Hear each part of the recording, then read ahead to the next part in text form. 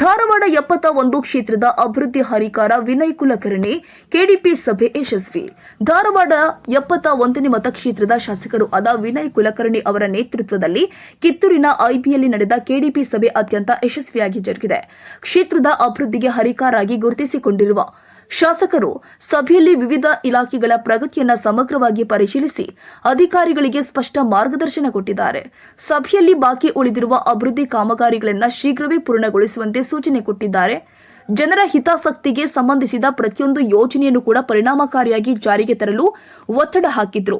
ಕ್ಷೇತ್ರವನ್ನ ಮಾದರಿ ಕ್ಷೇತ್ರವನ್ನಾಗಿ ರೂಪಿಸುವ ದೃಢ ಸಂಕಲ್ಪವನ್ನ ವ್ಯಕ್ತಪಡಿಸಿದ ಶಾಸಕರು ಅಭಿವೃದ್ಧಿ ಕಾರ್ಯಗಳಲ್ಲಿ ಯಾವುದೇ ರೀತಿಯ ವಿಳಂಬ ಸಹಿಸದಿರಲು ಅಧಿಕಾರಿಗಳಿಗೆ ಸೂಚನೆ ಕೊಟ್ಟಿದ್ದಾರೆ.